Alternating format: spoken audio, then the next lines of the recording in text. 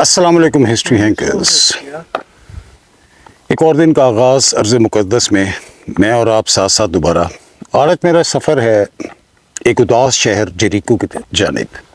ये मेरा शहर के बारे में तासुर है क्योंकि उस शहर की एक बहुत कदीम तारीख़ है। जैसे मैं अपनी किताब में भी लिख चुका हूँ कि इस शहर का दावा है कि ये कंटिन्यूसली इनहेबिटेड यानी कि मुस्तकिल रिहाइश के हिसाब से दुनिया के कदीम तरीन शहर है। और इसमें और दमिश्क के अंदर एक मुकाबला है। दमिश्क का दावा है कि वो है, जेरिको का दावा ये है कि मेरा वोट दमिश्क में है कि दमिश्क शहर सबसे कदीम कंटिन्यूसली इनहेबिटेड यानी कि जहाँ मुसलसल लोग रहे हैं जब से वो शहर आबाद हुआ है 10,000 8,000 साल तकरीबन इतना। तो हम उधर जा रहे हैं तो मैं रास्ते में ये जूडियन डेजर्ट में रुका, सहरा यहूदा जिसे कहते हैं। लेकिन इससे के पहले मैं अपना सफ़र जारी रखूँ, मुझसे बहुत से लोगों ने, यानी जो आप लोग मेरी वीडियोस और फेसबुक फॉलो करते हैं, एक तवातर है मैसेजेस का कि आप इस अर्ज़ मुक़द्दस में आए हैं तो जनाब आपका वो हमसफ़र कहाँ है जिसने आपके साथ पिछले सफ़र में आपके साथ रहा, यानी कि मशहूर और जिसे मैं कहता हूँ man of all seasons, Qadir. Oh, So this is me and Mr. Qadir once again together. You see, he still looks young. Qadir, how are you? cum si, cum sa, Come see, come. What does that mean now? It means so, No, you still look young. You still have the same smile. Well, I know, but, And you should have seen how me and Qadir met. We hugged each other. He's not my tour guide or anything. He's my friend. Thank you very much. He's Thank my you. friend. He's my brother. Thank you. And my trip to Israel and this holy land would not have been complete without Qadir. Thank you very much. And in this trip, he will be with me. Yes. He will take me everywhere like before. Yes. Show me old places that I've already seen and the new places like he's always Okay. done. Okay. Otherwise, how's your health, Qadir? It's okay, You still fine? Yes. You still have the desire to have another wife? Maybe not one, maybe two. would Yeah, be you see, better. that shows he's We still are young. allowed to have four, So Yeah, so is that two or that ten. shows you that he's still a young 2, man. 3, yes. 2, 3 years. Yes. So we go up there now. Yeah. Okay, let's continue. ये जो सामने आपको पहाड़ नज़र आ रहा है, इससे पहले कि मैं ऊपर एक और आपको जेरिको के रास्ते में एक और अहम चीज़ जगह दिखाऊं, ये जो आपको सामने पहाड़ नज़र आ रहा है, इस पहाड़ को माउंट अज़ाज़ील भी कहते हैं, यानी कोहे अज़ाज़ील। और इसकी तारीख़ कुछ यूँ है कि दो इसकी अहमियत, एक अहमियत ये है कि कहा जाता है जब हज़रत सलमान का वो हैकल सुलेमानी जिन तामीर कर रहे थे और हज़रत सलमान का वसाल हो गया और आपकी छड़ी को दीमक खा गई और आपका जिस्म मुबारक जो है वो जिस्म पर गिरा, तो जिन्हों को पता चला आप रहलत फरमा चुके हैं, तो वहाँ से उड़कर इस पहाड़ के ऊपर आ गए। और अभी भी कहा जाता है इस पहाड़ के ऊपर और इससे मुतसिल इन पहाड़ों के ऊपर जिनों के बहुत सारे कबाइल आबाद है, और वो जिन जो हज़रत सलमान के ज़माने के थे उनकी नस्ल भी इस जिनों पर आबाद है। और एक और अजीब रिवायत इस पहाड़ की और भी है जो मैंने सोचा मैं आपसे शेयर करूं। वो इस तरह है कि जिस ज़माने में हैकल सुलेमानी था तो एक यहूदी नए साल के ऊपर एक रस्म होती थी। उस रस्म में ये होता था कि 2 बकरियां ली जाती थी और उन बकरियों के ऊपर वहाँ का जो भी हाई प्रीस्ट था वो कुछ दुआएं वगैरह कर और फिर एक और प्रीस्ट के साथ रवाना कर देता था। वो प्रीस्ट कई दिनों का सफ़र कर इस पहाड़ के ऊपर पहुंचता था दोनों बकरियों को लेकर, और फिर एक बकरी को इसकी चोटी पे से धक्का दे देता था जो नीचे मर जाती थी, और एक बकरी को आज़ाद कर देता था। और उनका अक़ीदा ये था कि जो बकरी मर गई वो हमारे पिछले साल के सारे गुनाह लेकर मर गई, और जो आज़ाद हो गई वो हमारी सिफारिश करेगी। और जो बकरी आज़ाद हो जाती थी वो इन्हीं विल्डरनेसेस में फिरती रहती थी, जहाँ से हमारा अंग्रेज़ी की जो टर्म है स्केप गोट, वो उसी बकरी के हवाले से मशहूर हुई। मैंने सोचा मैंने कादिर से कहा कि ये यहाँ रोकें गाड़ी और इस पहाड़ के बारे में, माउंट कोहे अज़ाज़ील के बारे में आपको थोड़ा सा बता दूँ। सफ़र जारी रखते हैं। تو میں جریکو کے بھی رستے میں ہی ہوں، اور یہاں پر رستے میں قادر کو میں نے کہا کہ مجھے یہاں روکے، کہ اور ایک تاریخ کا ایک اہم جگہ، یہ جو سامنے آپ کو ایک مونسٹری یا چرچ نظر آ رہا ہے، اس کی آپ سراؤنڈنگ دیکھیے ذرا.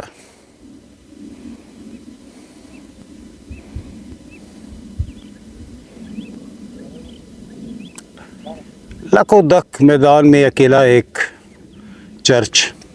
اس چرچ کی ایک دلچسپ تاریخ ہے، اور وہ تاریخ کچھ یوں ہے کہ حضرت عیسیٰ علیہ السلام یہاں سے گزرے تھے 2000 سال پہلے، اور یہاں کے لوگوں نے ان کے ساتھ برا برتاؤ کیا، یہاں بھی جو بھی قبیلہ آباد تھا. اور پھر کچھ لوگ آئے جنہوں نے حضرت عیسیٰ کو مدد فرمائی، آپ کو کھانا دیا، آپ کو پانی دیا، آپ کا اکرام کیا. تو آپ نے انہیں کہا کہ یو آر گڈ سمیریٹنس، کیونکہ یہ سمیریٹا کا علاقہ.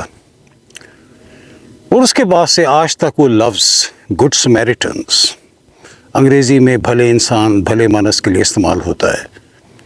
اس جگہ کے اوپر اب یہ ایک چرچ جہاں پہ حضرت عیسیٰ کا ان لوگوں نے اکرام کیا، اب یہ ایک چرچ موجود ہے. اور کہا جاتا ہے اس کے اندر اب بھی 18 راہب یا پریسٹ یا پادری رہتے ہیں. اور وہ یہاں سے جریکو کچھ کلومیٹر دور ہے، وہاں سے گدھوں پر اپنا سامان لے کر آتے ہیں، بیکاز یہ لکو دک جگہ ہے، اور ان کا کسی جدید انسانیت سے کوئی تعلق نہیں ہے. اگر آپ غور کریں تو یہاں پہ سولر پینل لگے ہوئے مجھے دکھائی دے رہے ہیں، تو غالباً وہ اپنی الیکٹریسٹی خود پروڈیوس کرتے ہیں. پانی وہ غالباً کسی قریبی کنویں وغیرہ سے لاتے ہوں گے، اور باقی اپنے خورد و نوش کا سامان جو ہے وہ قریبی شہر جریکو سے گدھوں پر ہفتے 10 دن میں ایک دفعہ لے کے جاتے ہیں. تو جناب یہ وہ مونسٹری ہے اس جگہ کے اوپر بنائی گئی جہاں پہ حضرت سیدنا عیسیٰ کی کچھ لوگوں نے مدد کی، اور آپ نے ان کو گڈ سمیریٹنس کہا. اور بہت وہاں سے یہ لفظ گڈ سمیریٹن اچھے انسان کے لیے، بھلے مانس کے لیے آج تک انگریزی زبان کے اندر استعمال کیا جاتا ہے. یہ جو لکو دک پہاڑ آپ دیکھ رہے ہیں، یہ پہاڑ کی عجب داستانیں ہیں. انہی پہاڑوں کے اندر ان میں چھوٹے چھوٹے گاؤں، ہیملیٹس جنہیں کہتے ہیں، موجود تھے. اور یہاں پہ بڑے بڑے عظیم الشان پیغمبر، علیشہ جنہیں عربی میں الیاسا کہا جاتا ہے، علیجہ جنہیں الیاس کہا جاتا ہے، اور سیدنا عیسیٰ، سیدنا یحییٰ جنہیں جان دا بیپٹسٹ کہا جاتا ہے، وہ انہی پہاڑوں میں پھر کر گاؤں گاؤں کریا جا کر تبلیغ کیا کرتے تھے.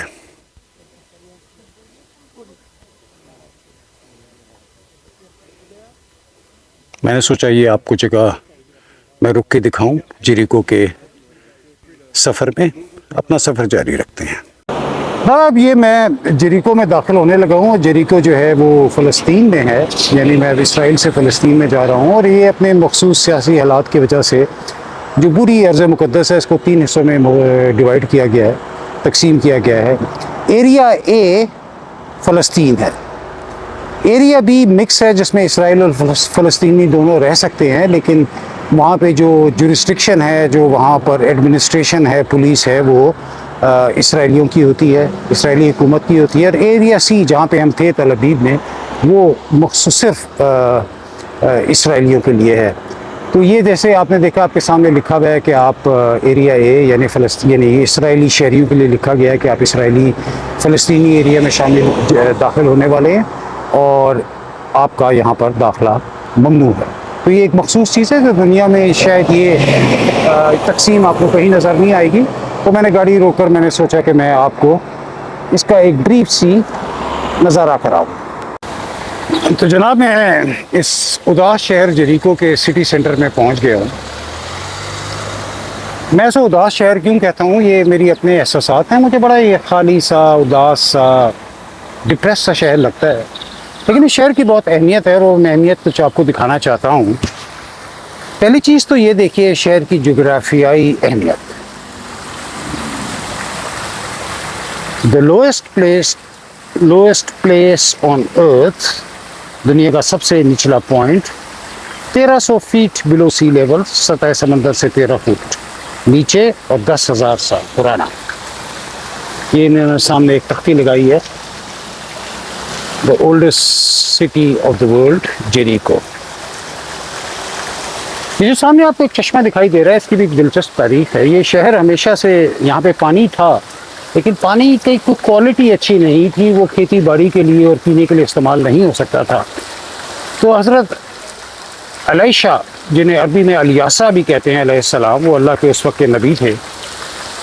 وہ جیسے میں نے آپ کو پیچھے جہاں پر وہ ہم نے گڈ سمیریٹین کی مونسٹری دیکھی تھی، وہاں پہ بتایا تھا کہ یہ انبیاء علیشہ، عیسیٰ، حضرت یحییٰ انہی پہاڑوں میں پھرتے تھے. جب وہ آپ اس گاؤں پہنچے تو لوگوں نے ان کو پہچان لیا کہ اللہ کے نبی ہیں، اور ان سے درخواست کی کہ اس شہر کا پانی کھیتی باڑی کے لیے اور پینے کے لیے مناسب نہیں ہے، کھارا ہے، نمکین ہے. تو حضرت یاشا نے ان سے کہا کہ تم ایک برتن لاؤ. اس برتن میں آپ نے نمک ملایا اور اس نمک کو آپ نے اس پانی کے چشمے میں ڈالا، اور وہ پانی کا چشمہ میٹھا ہو گیا. کئی ہزار سال پرانی، اور اس کے بعد اس پانی سے اس شہر کے اندر کھیتی باڑی شروع ہوئی، اور یہ بہت عرصے تک یہ ارض مقدس کا، ہولی لینڈ کا ایگریکلچرل کیپٹل، یعنی کہ زراعت کا کیپٹل یہ شہر رہا. اور یہاں کے جو پھل ہیں ان کی ابھی بھی ذائقہ لاجواب ہے. ہم ابھی رک کے کہیں سے کھائیں گے بھی وہ پھل. اور یہ وہ چشمہ ہے، یہ ابھی تک پھوٹ رہا ہے. وہ کہا جاتا ہے کہ اس کا پانی نہایت میٹھا اور بہت لذیذ پانی ہے. میں پی کے دیکھتا ہوں.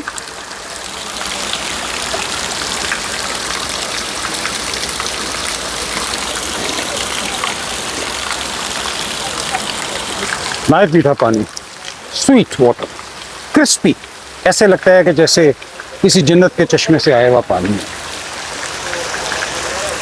اس کے علاوہ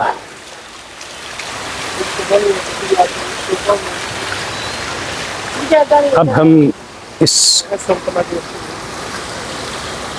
قدیم شہر کے کھنڈرات جو ہمارے سامنے موجود ہیں، جس سامنے آپ کو تل سلطان رکھا ہوا ہے، اس کے اندر جاتے ہیں. اور اس کے اندر جا کر میں آپ کو اس کی ایک اور مزید دلچسپ تاریخ بتاتا ہوں کہ کس طرح اس شہر نے اللہ کے ایک نبی یوشع بن نون، جن کے بارے میں جیسے آپ کو علم ہے کہ حضرت موسیٰ ارض مقدس میں داخل نہیں ہو سکے تھے. آپ کا انتقال ماؤنٹ نیبو، یعنی کہ جو آج کل کی اردن ہے، جو یہاں سے غالباً 10 یا 12 کلومیٹر دور ہے، وہاں ہو گیا تھا. اور ان کے بعد نبوت، ان کے بعد حضرت یوشع بن نون، جن انگریزی میں جوشوا کہتے ہیں، ان کو ملی. بعض لوگ کہتے ہیں ان کے بھانجے تھے. اور پھر ان کی قیادت میں بنی اسرائیل نے دریائے اردن کو کراس کیا اور ارض مقدس میں داخل ہوئے. اور ارض مقدس میں داخل ہونے کے بعد پہلا شہر جس سے ان کا سامنا ہوا وہ یہ شہر جریکو تھا، جس کو پھر انہوں نے فتح کیا. اور کیسے فتح کیا میں آپ کو اندر جا کے بتاتا ہوں.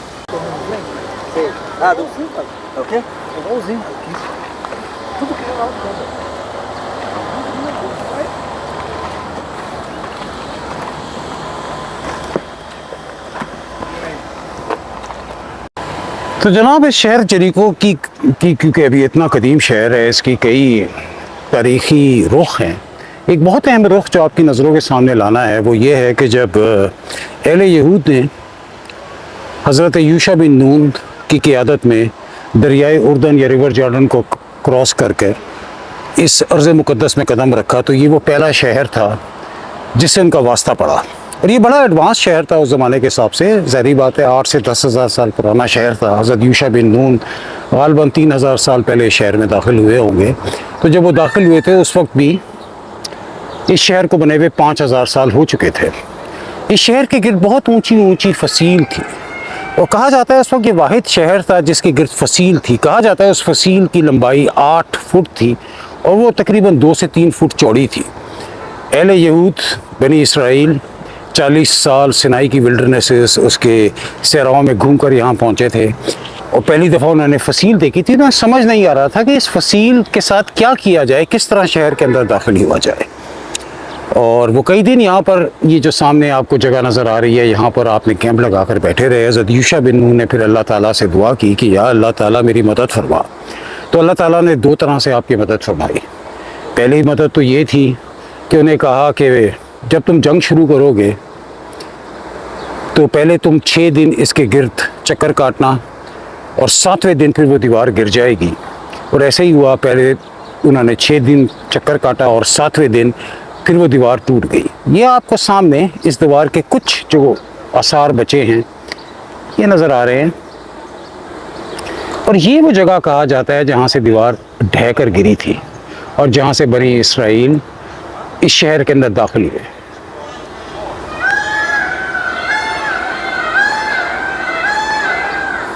یہ وہ دیوار گری اور یہاں سے پھر بنی اسرائیل جو تھے وہ شہر کے اندر داخل ہوئے، اور انہوں نے تمام شہر کے تمام لوگوں کو قتل کر دیا سوائے ایک طوائف کے، جس کا نام تاریخ میں رباب کے نام سے لکھا جاتا ہے۔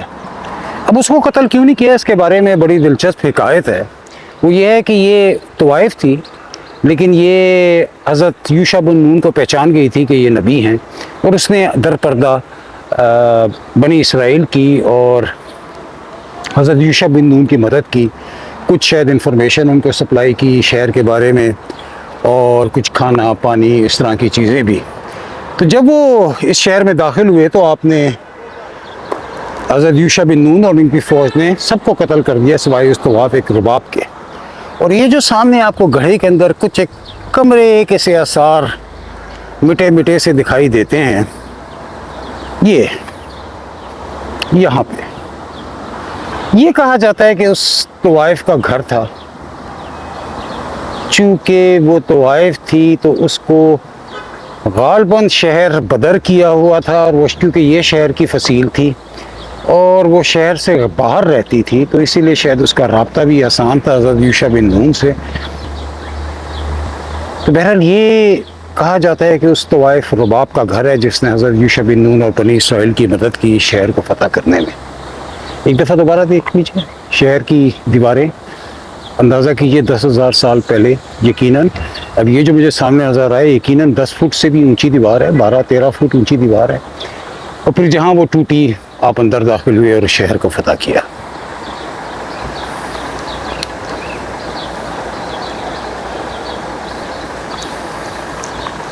تاریخ ہر جگہ، ہر پتھر میں، ہر چٹان میں، اس کو ڈھونڈنا چاہیے، پڑھنا چاہیے، سامنے لانا چاہیے، یہی ہم ہسٹری اینکرز کا فرض ہے۔ چلیں جیریکو کی سیر جاری رکھتے ہیں۔